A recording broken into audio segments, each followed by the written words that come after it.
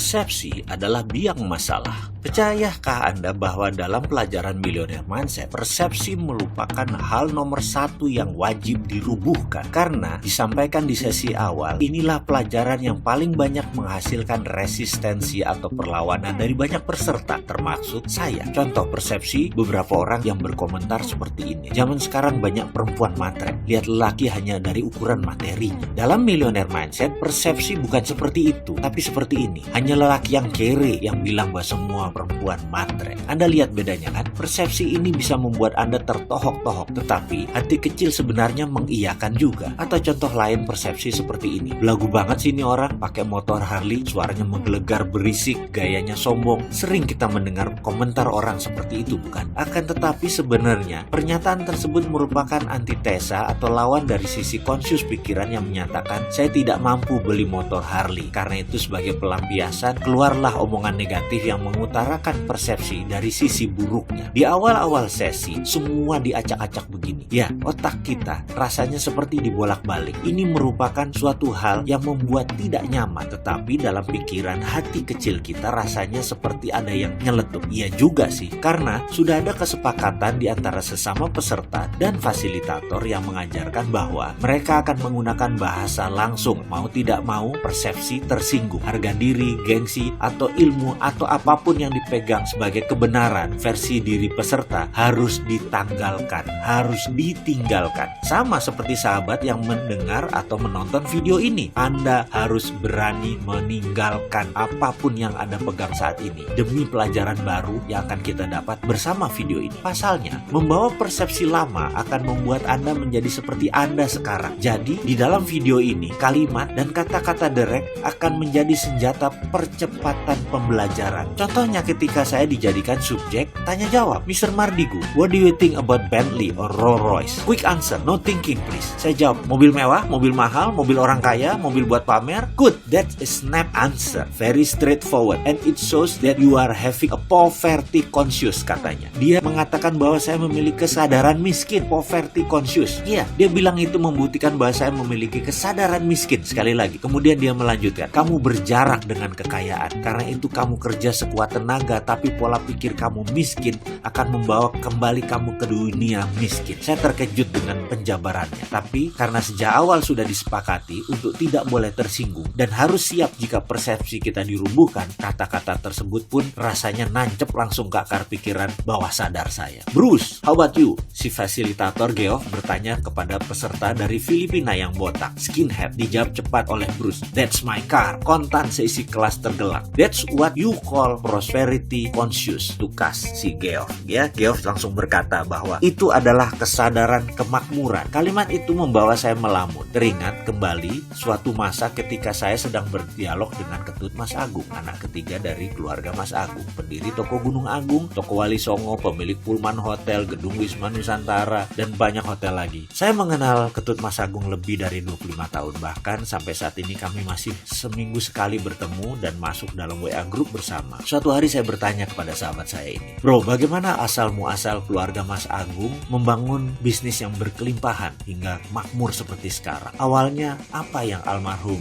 Bapak Mas Agung lakukan? Singkat cerita, beliau mengisahkan bagaimana bapaknya dulu sebagai pegawai bagian sales yang gigih. Setiap hari berjualan buku, namun di hati kecilnya ia selalu berkata bahwa bekerja seperti itu artinya membangun kerajaan orang lain, dan ini ada batasnya. Pemikiran itu pun memenuhi isi kepalanya setiap saat. Dia ingin membuka usahanya sendiri, membangun kerajaannya sendiri. Kemudian ada satu rumah di Jalan Kuitang nomor 10 yang setiap hari selalu ia lewati. Dia selalu menghayal andai dia bisa memiliki rumah itu, kemudian menjadikan tempat untuk memulai usahanya. Rumah itu dimiliki sepasang suami istri warga negara Belanda, dan suatu hari mereka sekeluarga harus meninggalkan Indonesia karena sejak perjanjian Linggarjati ditandatangani, Belanda harus angkat kaki dari Indonesia. Akhirnya keluarga pemilik rumah di Jalan Kuitang pun pun memasang iklan di koran dengan harga yang sangat murah. Akan tetapi tidak ada peminat. Kemudian mereka memasang informasi di depan rumah dengan harga yang lebih murah lagi. Juga tidak ada yang peminat. Sampai suatu hari sang istri berkata kepada suaminya, "Sayang sekali kita meninggalkan aset di negeri orang seperti ini. Bagaimana kalau kita tawarkan kepada orang yang lewat? Saya perhatikan ada seorang anak muda berwajah oriental setiap hari lewat. Dan dari raut mukanya sepertinya dia orang yang berdedikasi, rajin kerja, pandai. Siapa tahu dia berminat, Pak." Anak muda yang dimaksud istrinya tak lain adalah Mas Agung. Maka suatu hari ketika Mas Agung lewat, dipanggil dia dan ditawarkan rumah tersebut. Tentu saja tawaran tersebut disambut antusias oleh Mas Agung. Sayangnya, begitu disebut harga, Mas Agung tidak sanggup. Padahal harga tersebut super murah dibanding penawaran via koran, bahkan harga yang ditempel di depan rumah tersebut. Tapi apa mau dikata, uang Bapak Mas Agung belum terkumpul sampai sebegitu. Akhirnya sang suami menawarkan solusi agar Mas Agung mencicil selama 5 tahun. Mas Agung pun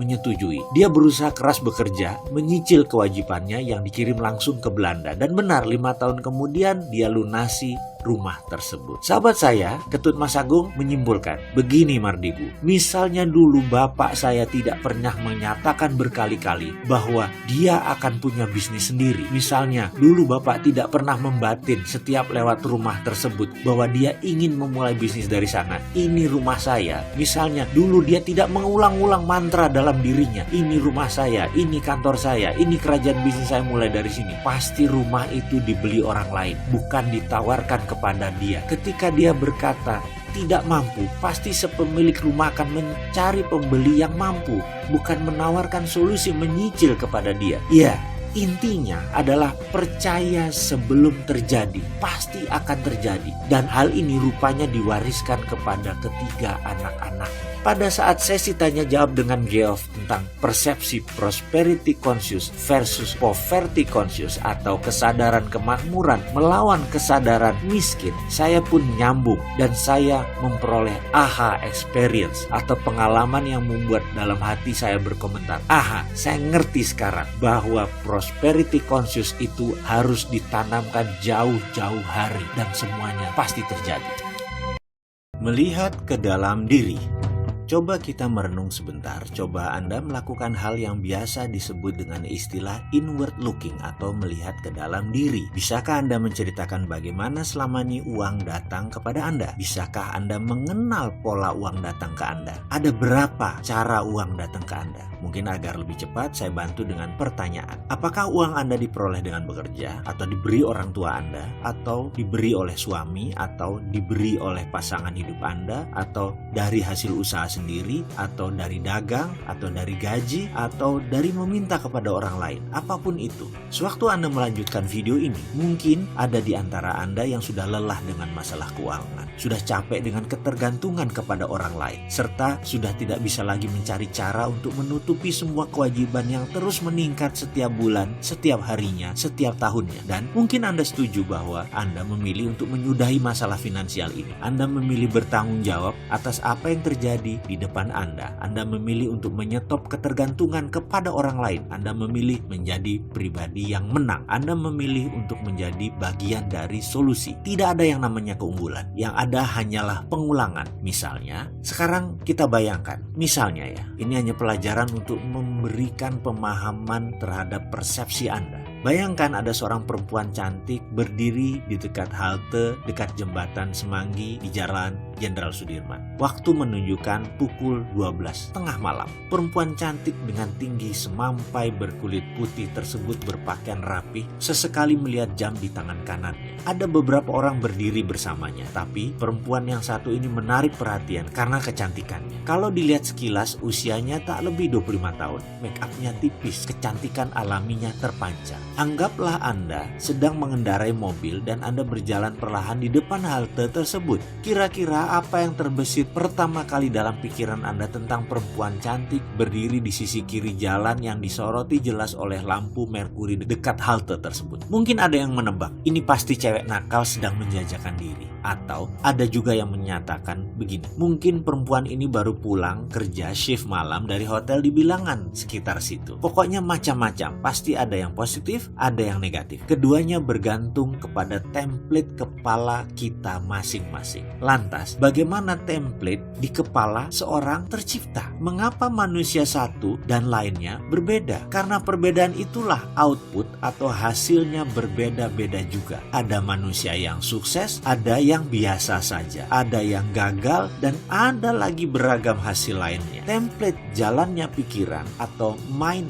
map tercipta karena sesuatu yang berulang-ulang terjadi dalam perjalanan hidupnya. Misalnya seseorang yang membaca koran lampu merah, atau dulu ada namanya pos kota, atau isi berita yang selalu negatif. Walaupun berita-berita tersebut merupakan fakta, tetapi kalau setiap hari dijejali dengan berita maksiat, kriminal, bisa dibayangkan seperti apa template orang yang kira-kira selama 5 tahun kalau dia baca dan yang diperoleh adalah hal-hal seperti itu. Di sisi lain, apa yang terjadi jika seseorang membaca koran, majalah bisnis, buku self-improvement selama 5 tahun? Template seperti apa yang dia miliki? Jika sekiranya kedua orang tersebut berjalan bersama dalam mobil, lalu melihat fenomena wanita cantik tadi, apakah Anda menebak apa isi kepala masing-masing kedua orang itu? Bagaimana? Inginkah mengubah dasar pemikiran Anda? Dalam memutar roda, selalu ada yang memberatkan, sama halnya dalam melakukan perubahan mindset ini. Maka, selain keyakinan-keyakinan lingkungan yang mempengaruhi, ada juga hal yang harus Anda jaga setelah melakukan perubahan. Jika ini tidak dijaga, Anda akan kembali lagi menjadi diri Anda yang lama. Sebagaimana Anda tahu, pandangan dan reaksi Anda terhadap kejadian dalam hidup ditentukan oleh dasar-dasar pemikiran Anda. Dasar pemikiran tersebut merupakan keyakinan-keyakinan, pendapat-pendapat, dan kesimpulan-kesimpulan yang Anda tarik sebagai masukan dari pengalaman Anda yang Anda terima sejak kecil. Hal-hal tersebut membentuk self-concept. Seberapa Anda yakin tentang diri Anda, inilah filosofi hidup Anda. Semakin kukuh dasar pemikiran tersebut, semakin yakin Anda dengan kebenarannya. Pada akhirnya, dasar inilah yang menjadi pengendali apapun yang Anda lakukan, yang Anda kerjakan, dan yang Anda rasakan. Jika Anda yakin Anda adalah orang yang penuh dengan talenta dan semangat, ramah, populer, sehat, serta memiliki kehidupan yang indah, dasar-dasar pemikiran ini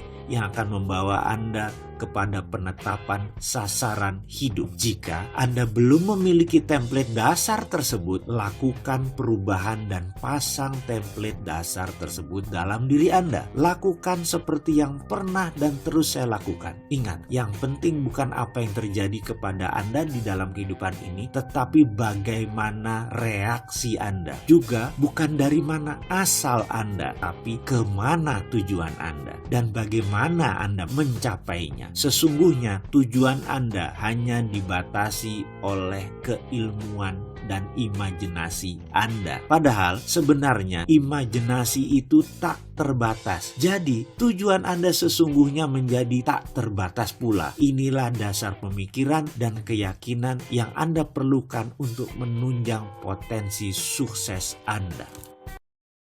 Dobrak mitos. Sayangnya, terdapat berbagai mitos yang kita dengar selama kita tumbuh menjadi dewasa. Mitos ini bisa menjadi penyabot harapan-harapan Anda dalam meraih sukses, di dalam meraih kebahagiaan, dan kepuasan di kemudian hari. Misalnya, Anda merasa sudah tua, Anda merasa ditakdirkan hidup susah, atau Anda merasa kurang pintar. Perasaan seperti ini adalah dasar pemikiran yang menimbulkan rasa rendah diri dan tidak mampu. Anda berasumsi bahwa orang lain lebih mampu, hanya karena Anda merasa saat ini mereka berprestasi lebih baik dari Anda. Perasaan rendah diri menetap jauh di lubuk self-concept. Dari mana ide-ide itu? Tentunya masa lalu Anda memberi sumbangan terbesar. Bisa didapat dari orang tua yang kurang paham mendidik anak. Bisa didapat dari lingkungan. Misalnya, Anda sering diabaikan, kurang mendapatkan perhatian, kurang mendapatkan kepercayaan. Sehingga mereka mulai membentuk keyakinan pada diri Anda bahwa Anda kurang mampu. Itu mitos. Itu tidak benar. Sudahi sekarang juga. Mulailah berbicara hal yang yang positif tentang Anda dengan hati riang dan lakukan berulang-ulang. Kata-kata yang paling berpengaruh dalam kosakata Anda adalah kata-kata yang biasa Anda katakan kepada diri sendiri. Kemudian Anda yakini kebenarannya. Dialog dengan diri merupakan penentu 95% emosi Anda. Ingat, ketika Anda berbicara dengan diri sendiri, otak Anda menerima kata-kata itu sebagai perintah.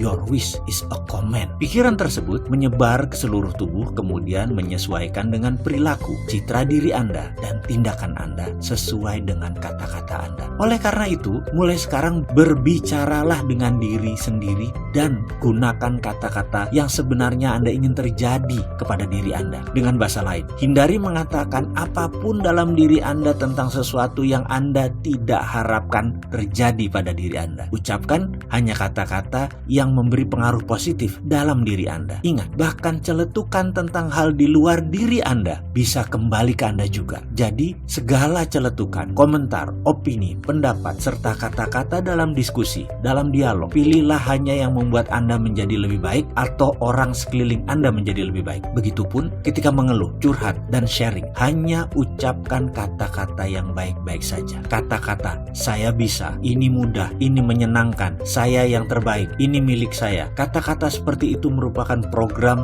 untuk dasar membentuk self-concept Anda. Lakukan mulai sekarang. Anda patut mendapatkan yang terbaik. Mungkin Anda sering mendengarkan keluhan seperti kata-kata krisis moneter, krisis ekonomi, susah dapat uang, susah cari kerja, dunia memang keras, dan lain sebagainya. Atau mungkin ada semacam kritikan yang Anda terima pada masa lampau. Hal-hal seperti ini menciptakan mitos yang merugikan, yaitu munculnya kepercayaan bahwa Anda tidak berhak atas kesuksesan. Ini sering terjadi karena mereka yang hidup dari keluarga yang terbatas pengetahuannya, lingkungan yang marginal, kurang pendidikan. Jadi ada mitos yang dipercaya oleh lingkungan seperti bahwa orang miskin itu hidupnya penuh hikmah dan nilai luhur, sementara orang kaya penuh dengan dosa. Ada pula yang mengatakan banyak harta membuat beban di akhirat nanti. Juga kata-kata sudah takdir kita memang begini, atau kata-kata yang bernada menyalahkan pemerintah yang kurang mengurusi rakyatnya. Ini cukup aneh. Mengapa hal ini terjadi pada diri kita? Dipersalahkan ke orang lain. Seseorang yang memiliki kesadaran self-concept kemakmuran yang tinggi menunjuk keluar hanya yang positif, kemudian menunjuk ke dalam lebih positif lagi. Misalnya, dalam kehidupan Anda dibesarkan dengan keadaan negatif dan hanya ingat hal yang negatif, tetapi ternyata Anda berhasil mengatasi masalah tersebut. Pikiran Anda harus tetap positif, dan yang lebih penting lagi, perasaan Anda pun harus tetap happy dan positif. Anda pasti sukses. Saran saya, Anda tetap harus menata template dasar-dasar nilai yang telah terbentuk dalam diri kita, seperti sindiran, kritikan, atau kesinisan yang pernah Anda alami. Hilangkan dengan menata di lapisan terbawah. Benar, Anda bisa menutup dengan citra dan pelajaran di awal, dan sebaiknya Anda melakukan secara terus-menerus agar tidak muncul ke permukaan hal-hal yang negatif tersebut. Jika Anda sempat menyimak catatan perjalanan kehidupan masa lalu saya lelah hidup tersandung-sandung. Saya jalannya terantuk-antuk. Di sanalah saya mulai melakukan perenungan sekali lagi. Saya mendefinisi ulang pikiran saya. Saya mengulangi kata-kata positif lagi terhadap diri maupun keluar diri. Terus-menerus hingga sekarang. Dan semoga saja terus begitu di masa yang akan datang. Kini, saya ubah nilai-nilai lama saya. Saya ingin mengerjakan hal-hal yang saya cintai bersama orang yang saya cintai, mendapat ridho ilahi, dan hasilnya tak terhingga. Dalam pikiran, tentu data lama masih ada dan tetap ada. Tapi sebaiknya kita letakkan di dasar yang paling bawah. Sedangkan pikiran dengan data baru yang positif berada di lapisan atas. Jadi kita yang mengakses hanya lapisan atas saja terus. Sejujurnya, yang kita tata kali ini masih berkisar tentang materi. Kita masih harus bekerja keras untuk menata kesadaran tentang kesehatan, hubungan dengan keluarga, mendidik anak, dan lain sebagainya. Kita akan nanti sampai sana. Ada sebuah pemahaman baru yang akan masuk ke dalam pikiran Anda di chapter selanjutnya. Di sana Anda akan tersentak karena ada sesuatu yang berbeda di dalam pemahaman selama ini dalam pengertian mencari materi materi. Anda tidak perlu menjadi pengusaha untuk kaya raya, tak perlu modal besar untuk sukses. Bahkan Anda boleh dengan santai dan tetap mengerjakan apapun yang Anda suka dan Anda cintai. Anda tetap berhak untuk kaya raya, meskipun tetap dengan profesi Anda, dengan profesi keseharian Anda. Tidak ada ubah satu apapun, tidak perlu berubah drastis. Kalau Anda ibu rumah tangga, tak perlu menjadi pegawai meninggalkan anak-anak balita di rumah. Yang Anda butuhkan hanya merumbuhkan jangkar, dalam tanda petik, segala sesuatu yang membuat Anda miskin harus dihilangkan, yang selama ini menghalangi Anda dari tujuan Anda mendapatkan kemakmuran. Dan video ini tidak menjanjikan Anda untuk memperoleh rose garden,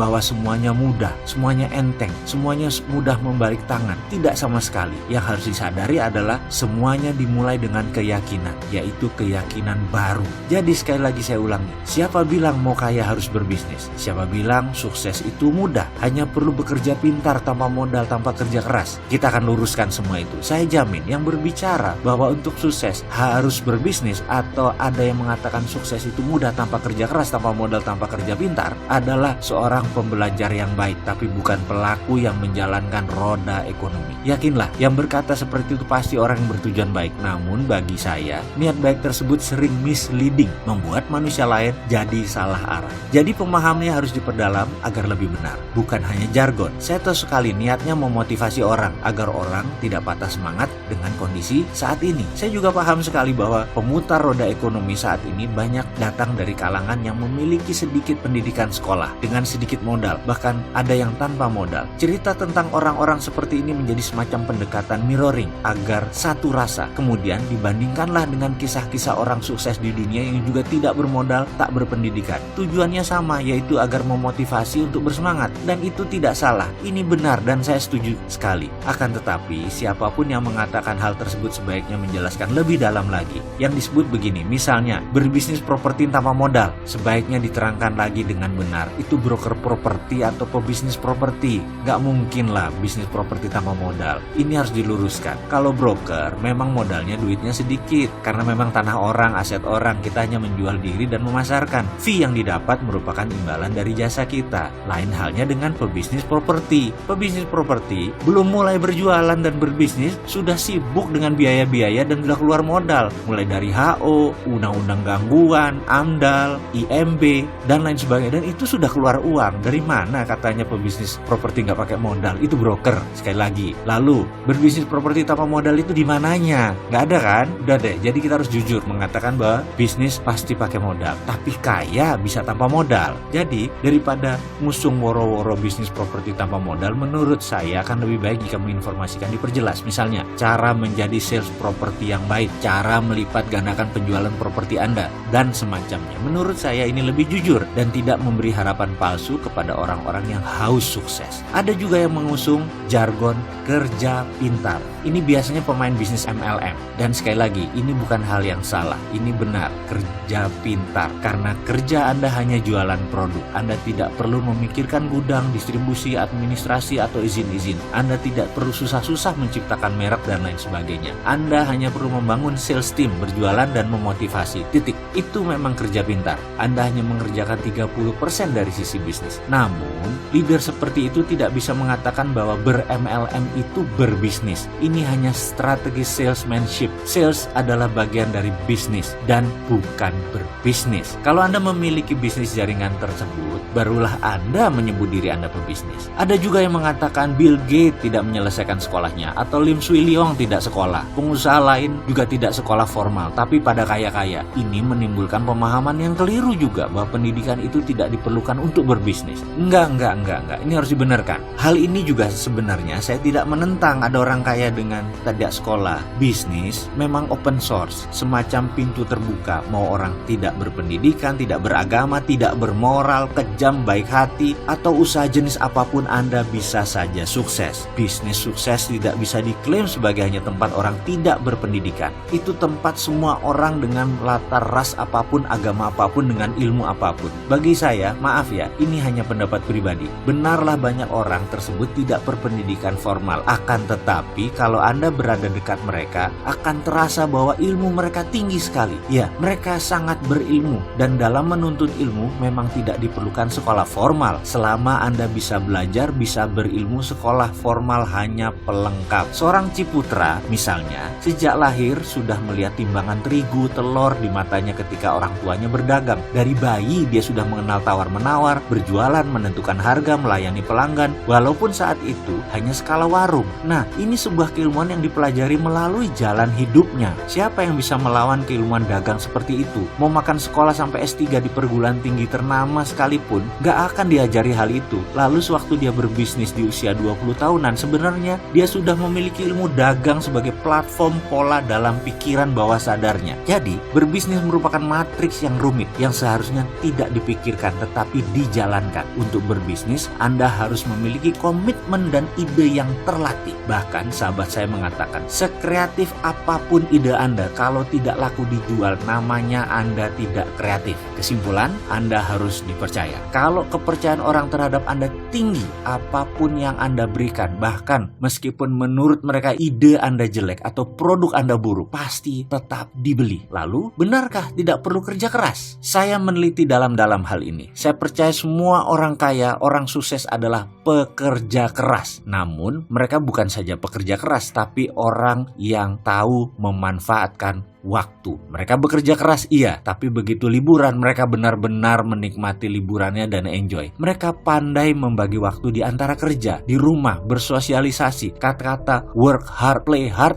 bukan sekedar jargon. Mereka melakukan secara harafiah. Perilaku kerja yang pintar, membagi waktu, itulah sesungguhnya yang disebut kerja pintar. Mereka diinfokan hanya main golf atau selalu datang siang ke kantor. Sudah ada sistem yang mereka kerjakan, karena sudah ada direktur yang mengerjakan. Itu merupakan produk tahunan kerja keras mereka. Ibaratnya orang menanam mangga, setelah 4 tahun panen, terus menghasilkan selama 25 tahun. Kalau dilihat 10 tahun, ya kelihatannya seperti orang yang santai. Namun kalau Anda melihat 4 tahun pertama hidupnya, mungkin Anda akan berkata beda. Mungkin Anda memandangnya sebagai seorang workaholic atau penggila kerja. Satu hal lagi, apakah untuk kaya atau sukses harus berbisnis? Nah, untuk hal ini saya sedikit berlawanan dengan banyak orang. Saya percaya untuk kaya atau sukses, Anda tidak perlu berbisnis. Dengan kalimat lain, untuk kaya ada ribuan cara. Berbisnis atau berwirausaha hanyalah salah satunya saja. Mau Anda berlatar belakang office boy, pedagang kaki lima, pensiunan olahragawan, TNI, guru, tukang las, ibu rumah tangga, tukang parkir sekalipun, sukses atau kaya adalah masalah perilaku atau attitude. Kaya atau sukses adalah produk sampingan dari sebuah perilaku kaya. Menabung, contoh perilaku orang sukses. Berinvestasi adalah perilaku orang sukses. Dipercaya adalah perilaku orang sukses. Dan banyak lagi perilaku pribadi sukses ini bukan hak prerogatif pebisnis. Itu hak prerogatif orang sukses. Anda menjadi good follower juga termasuk perilaku pribadi sukses. Anda seorang good listener juga termasuk pribadi sukses. Anda seorang pegawai atau seorang putus sekolah, Anda perlu memiliki kepribadian seperti itu untuk bisa sukses, yaitu good follower, good listener. Anda tidak perlu repot-repot membangun perusahaan blue chip. Anda bisa mempelajari dengan seksama di bursa, di equity crowdfunding, di Santara. Anda bisa lakukan itu. Lalu belilah dalam jangka panjang. Otomatis Anda sudah merupakan shareholder perusahaan tersebut. Walaupun minoritas, namun tetap saja Anda termasuk pemilik sebagian saham perusahaan tersebut. Misalnya, Anda tahu di masa sekarang bisnis retail akan naik. Melihat net income per kapita di Indonesia sudah 3.800 US dollar. Jadi, belilah saham Unilever. Lalu simpan selama 5 tahun. Dijamin kenaikannya pasti. Itulah berinvestasi. Bahkan ada yang unik nih, sahabat-sahabat istri saya dan kelompoknya memiliki kebiasaan aneh. Setidaknya menurut saya, setiap bulan mereka arisan. Ya namanya juga ibu-ibu, tapi ada yang aneh di kelompok ini. Setiap arisan isinya adalah perdebatan data dan informasi saham apa yang mereka akan beli bulan ini. Lalu siapa pemenangnya akan ambil uang tersebut di tahun depan. Misalnya masing-masing store 1 juta rupiah. Ada 12 peserta. Jadi setiap bulan ada saham yang dibeli senilai 12 juta yang akan dicairkan 1 tahun setelah diinvestasi. Misalnya dari hari kocokan tersebut, Ibu A mendapatkan pemenang arisan bulan itu. Kemudian dibelikan saham kelapa sawit Astra Argo Lestari. Lalu bulan depan 12 juta diinvestasikan ke saham Trada Marine Cargo. Itu diputuskan setelah mereka berdua-belas berdebat dan berdiskusi. Kalau dengar ceritanya seru juga nih. Saya yang dulu-dulu merasa arisan itu hal yang berbau sosialite dan hanya perilaku sosial semata, jadi melihat arisan dari sisi menarik sekarang. Jadi ke depan sukses dan kaya, sekali lagi, bukan untuk untuk mereka yang bekerja saja, alias siapa saja punya profesi apapun bisa sukses selama tahu dan berpikir sukses. Selamat melanjutkan video selanjutnya.